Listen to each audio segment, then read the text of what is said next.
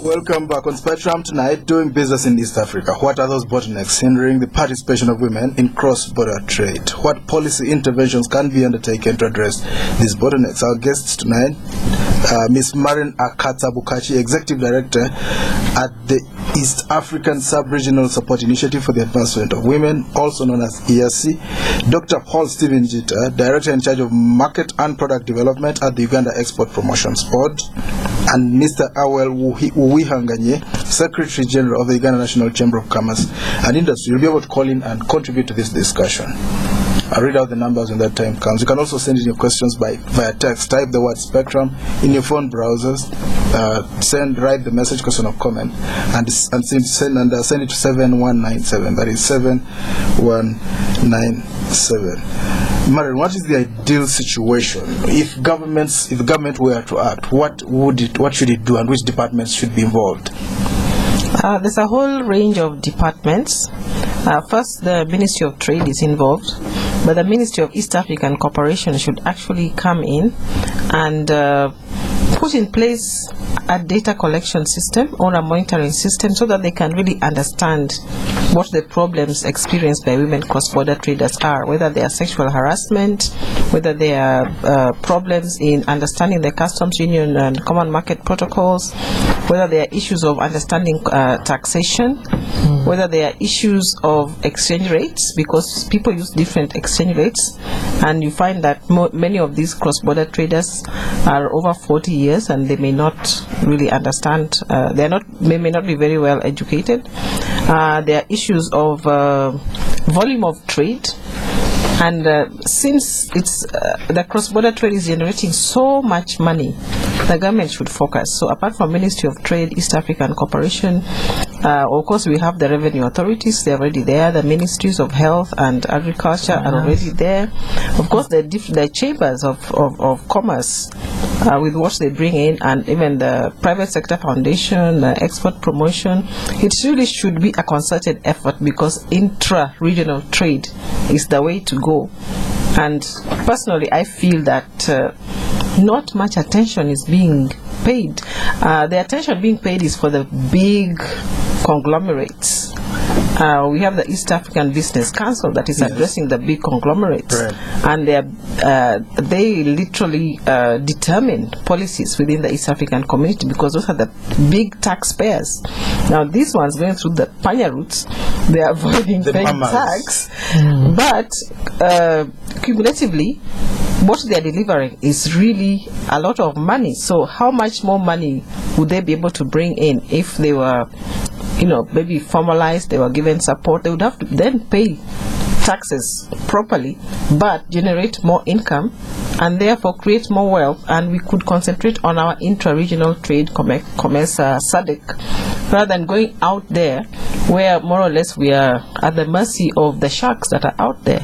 So to me, the cross-border trade is really important, and there should be all the different bodies have a different role to play, as well as civil society. And I just want to tell you, Edmond, that the three of us sitting in this room, as organizations, we signed a memorandum of understanding. So we bring in the civil society and the human rights perspective. The Chamber of Commerce is bringing in a different perspective, and the Export Promotion Board is bringing in a different perspective in terms of export. And as EASSI, we have established what we are calling resource and information centers at the 5 border posts in which we are working, where we are providing information not only about trade, but now about the rights. Like if you are sexually harassed, if you are raped, if you're attacked. Well, sexual harassment might not even be the physical. Sometimes it is just can be psychological harassment. So we have these resource centers where women can go, find a sort of a safe haven, get information, and meet other sisters generally, and unwind. Sounds like serious. Give us your version. If you have pressed the power buttons, which ones would you press, and what kind of image would you have at the end? Yeah, for a second I thought I was in a feminist meeting. No, but I think the buttons would be on particular organizations like ours, Chamber of Commerce. What are we really doing? And also on key. Most of the interventions actually really need government hand in it. For example, the Common Market Protocol that we're talking about, I mean, how many countries have we actually operationalized it as a region? We signed it. The Customs Union, have we operationalized it? You know, almost 2 years down the road, you still have government still holding out in terms of implementation of these Customs Union issues. Even though we're saying that people should get, have information about these issues, but actually it's not yet in place. We still have citizens of the East African community still using passports and formal documents to cross borders, yet the Common Market Protocol was signed. So it's very, very, very important that actually governments mean what they say and the documents they signed, that they integrate the market, because the market is very big and has a lot of opportunities for all of us to do business.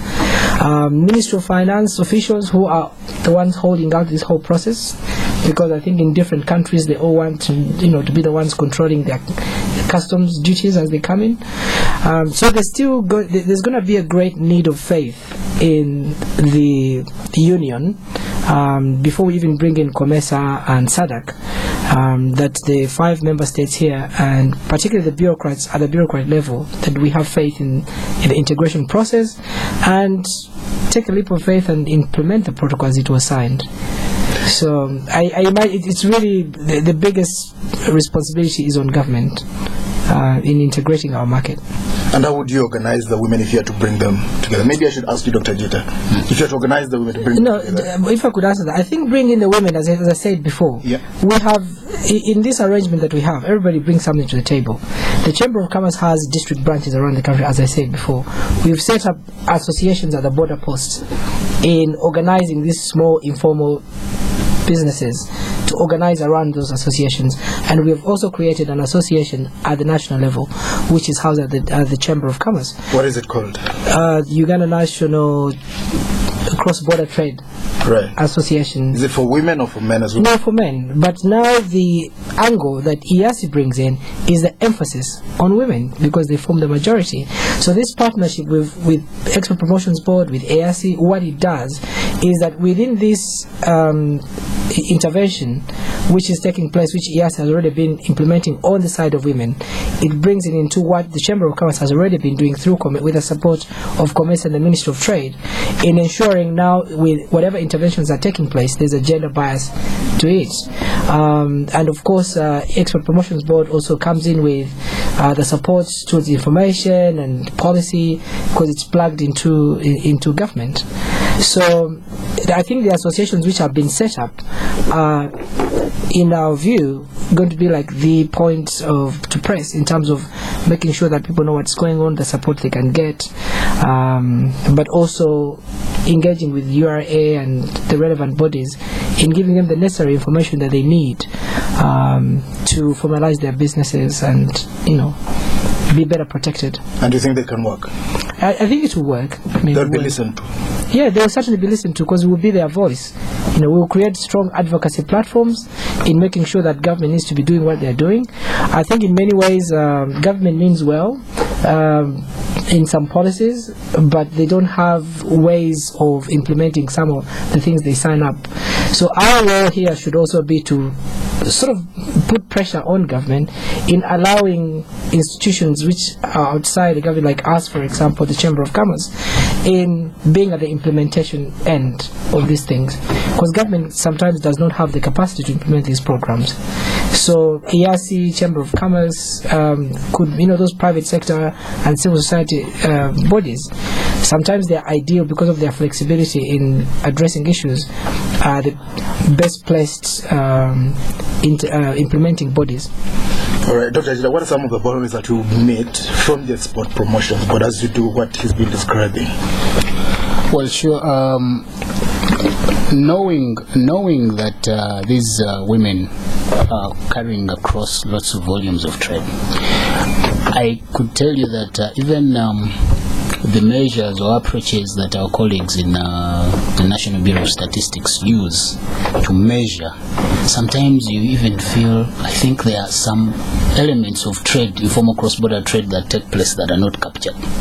So the magnitude of trade that we do not know about that is happening is big. lots of people trading lots of products across the border, but then they are not supported just as well. And if you look at the whole landscape, you'd find that men are involved more in the formal trade. Yes. You find more men doing transshipments and sending trucks across. But when it comes to the smaller volumes, it's the women that are involved in this. Yes. And they're supporting... Carrying things on their back, on their head. Carrying things on their Kilos head. of Running and falling in the ditches as they try to avoid this and that. So what we're looking at is, in this partnership with the associations that have been formed, I can reliably inform you that women cross-border traders associations were formed in Busia, in Katuna, in Bibia, and in Mutukula, and these have already been integrated in what is already existing. And the vision is this: when this person comes to the border point, could they find someone that they are more familiar with, who can help them fill out a simplified certificate of origin, who can help maybe invoice for them and help carrying 10 kilos of maize flour. Absolutely. Certificate of origin. And it's a simplified certificate of origin. Go on. And ensure that this is entered in the system so that they can cross. So they can record it for us, statistics purposes. Absolutely. And by the way, you could look at it as just 10 kilograms, but if you stood at the border point, if you did it 5-10 times that and day, you watched, and you'd find the same woman could carry about 250 kilograms in one day of commodity X. One way. In one day. And she returns with something else. Right. Now that's a lot of trade that is happening, you notice. But again, they are making losses along the way. And yet, if they had done this trade formally, they could lose a few minutes of time, right, but they would still retain some of the earnings and plow these earnings back into their business, and that will grow. Two, they could access finance. I can tell you, a number of these women were telling us, we cannot access finance. Why? I'm a woman. I don't own assets. Financial institutions demand collateral. How do I get that kind of stuff? So even information and empowerment is needed so that they know that a woman can have access to a loan. A woman can get access to credit. A woman can join a circle. A woman can, that kind of thing. So this partnership is bringing a lot of things on board, which we think and feel that they can improve, that these interventions can actually improve the livelihoods of these people, can improve their participation in trade. Okay, before we hear from the listeners, Marren, do you get some roadblocks as you deal with this issue, especially when you look at it from the gender perspective in your advocacy work? Do you find roadblocks? People saying, "Oh, another women's topic." Yeah, definitely, because it's like we're introducing something new, and people are now fed up of the women's issues, and they're saying, trade is trade, and I agree, trade is trade. The policies are there, which should not be reduced or engendered, but there needs to be a way of packaging this information, looking at the long term with your eye on the price of wealth creation. Not only wealth creation for the trader, but wealth creation for the nation. That's why I was saying attention should be paid to this sector, because this sector is what is going to take East Africa forward. And in order to bring this, the issue of cross-border traders into more perspective and highlight, women's organizations, entrepreneurs, and civil society, we have come together under the auspices of the trademark East Africa to form what we are calling the East African Gender and Trade Platform. And this involves rich women and cross-border traders working together, and the rich women are going to be addressing the cross-border traders and how they can help them to become more formalized and more like the entrepreneurs. All right. Yeah, so the entrepreneurs say we are not traders, don't call us traders, right, whereas the informal cross-border business people are called traders. So maybe there's you need to transit from being a trader to an entrepreneur. So this gender and trade platform is going to actually advocate for lifting of those barriers. This includes some articles in the East African Community Treaty that actually talks about women in business, but does not actualize what it's talking about. So that's how we are addressing the barriers at the policy level. All right, I'd like to hear more of that. Listeners, you can call in now. Our numbers 0414-348-111, 0312-260390, 0312-261390. You can also send your questions via text, Spectrum space message, question or comment, send it to 7197. Spectrum, hello? Hello? Yes, sir, your name? Hello? Hello? Yes, my name is Godfrey Nabongo. Yes. Manager Communication and Public Relations, Uganda Bureau of Statistics. I just sent a message. First, I should say this is an interesting discussion. And can you step some distance from your radio, sir? Okay, put off the volume. Go on. The one thing that I just wanted to correct, which is the usual error, is that we are Uganda Bureau of Statistics, not National Bureau of Statistics. Secondly, I just wanted to encourage the proponents of that initiative that it's good to use statistics. With the cross-border trade statistics that we produce, this was an initiative that has been for a few years now, and I think every year we are improving on the quality of the data that we produce. Currently, the level of gender aspects of this data may not be to the expectations, but I would encourage them that maybe they get to us. I'm sure when we improve for the next round, there is an ongoing round. After we produce statistics of the ongoing round, the subsequent round could possibly take into consideration some of their concerns, so that when they are putting up their case, supported with statistics, I mean, simply creates a watertight case. Otherwise, I believe whatever they are pushing for is good. Thank you. Well, thank you for calling in, Mr. Nabongo from UBOS, the Bureau of Statistics. Spectrum, hello? Hello? Yes, sir, your name? How are you? Very well, thank you. I'm calling from Malaba. I'm called Joseph. Yes, Joseph. I would like to challenge those people in the studio that they shouldn't bite a share which they cannot swallow. Because at one time, they organized the workshops. They just organize workshops in Kampala. They don't bring those things down on the ground to see what the problem is. Whatever they are talking, I'm just wondering how those things will be implemented. If you go to the ground, those things are not there. There are real issues at the borders which are supposed to be solved. But it is unfortunate that they cannot move there to solve them and see a way forward in having those problems solved. So to me, I'm not convinced of their submissions. Thank you. Just before you go, Joseph, what kind of issues do you have in mind there? Yeah? What kind of issues do you mind when you say there are many issues? Yeah, they were talking about sex harassment, which is not there, I don't think.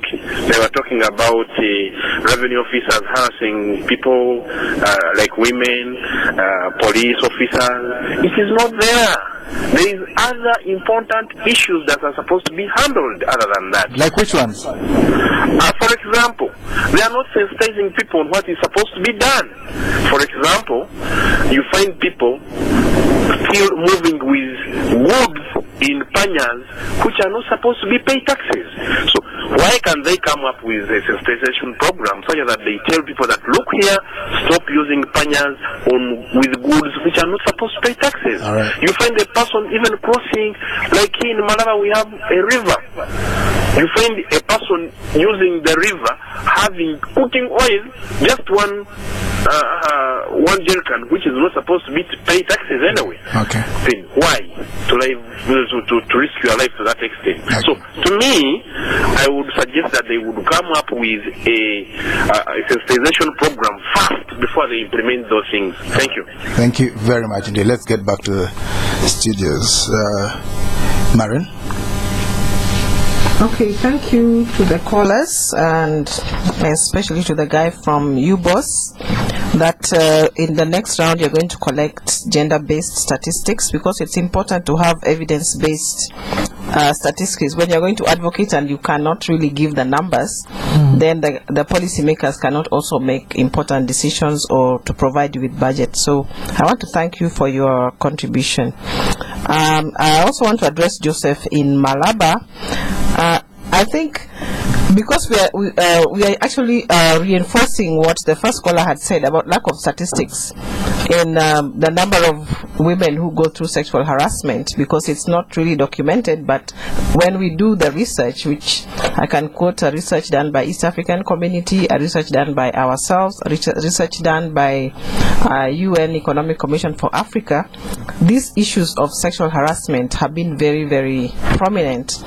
And as my colleague said, if you're using that river and you come out on the other side and you find a middleman who is willing to help you, and you don't have the money, he's most likely going to sexually harass you. You're talking about sensitization, and I agree that sensitization is very important. Our organization has actually done a lot of workshops at 5 border points, and we have not been to Malaba, but we have been to Namanga, and we invited about 100 people, and we had almost 400 people. And the people who were actually doing the training were the border officials, the revenue officials, the customs officials, immigration, Ministry of Agriculture. And although the information they were giving was really relevant, some of the women were saying it cannot be true. They did not believe, because they said, but this same person who is telling me that I can take my goods for free is the same person who has been harassing me. So I think, Joseph, maybe you are one of the good people who are not harassing people, but there are some bad apples in the middle of the flock that is doing this kind of thing. Yeah, yes, of course, it's very important to have statistics, and we're also looking, and the gentleman from UBOS, I think we'll take him on that, and engage with UBOS on the issue of statistics. But first of all, we didn't really say that the police in general, or like a blanket accusation about the police and immigration and that sort of thing, in terms of harassing these women. I think EASSI did a study, and it was based on different studies that had already been documented about the issues affecting women in cross-border trade, and engaged us on the basis of this information. So I think to say that there's nothing happening to any of the women would be wrong. I think we'll be hiding your head in the sand. I do agree that there's a need for a lot of sensitization to go on around these borders. As I said, through the different associations, and that's why we're trying to localize the issue by ensuring that there's associations at these border crossings. So local associations made up of all these small traders, informal small traders, it's easier to give them information. And at the national level, the national association, which forms into all these local associations at the border posts, form a national association, and they are represented at the national level, so they can effectively advocate the issues that are very unique to them.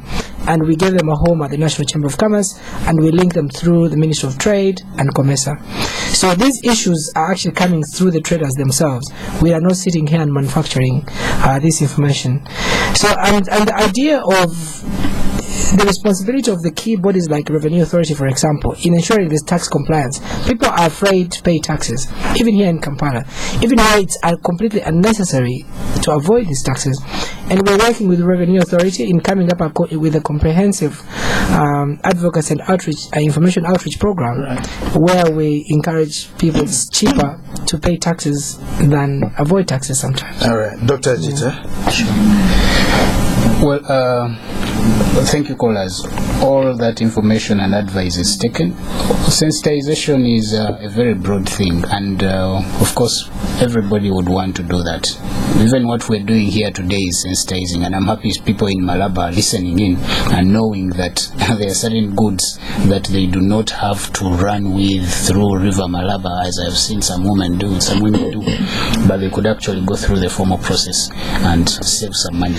So this we will do, and I guess all other partners are willing to join us in this front of ensuring people know what their rights and what they're entitled to. Well, we have to end here. Must thank our dear guest, Ms. Marren Akatsa Bukachi, Executive Director of the East African Sub-Regional Support Initiative for the Advancement of Women, or EASSI. Thank you very much for coming tonight. Thank you, Edmond. Mr. Awel Uwihanganye, Secretary General of the Uganda National Chamber of Commerce and Industry. Thank you very much indeed for coming tonight. Thank you. Dr. Paul Stephen Gitta, Director in charge of Market and Product Development at the Uganda Export Promotions Board. Thank you for tuning in. I've been your host, Edmond. Spectrum will return tomorrow. Up next is the news in English. Free internet access for everyone.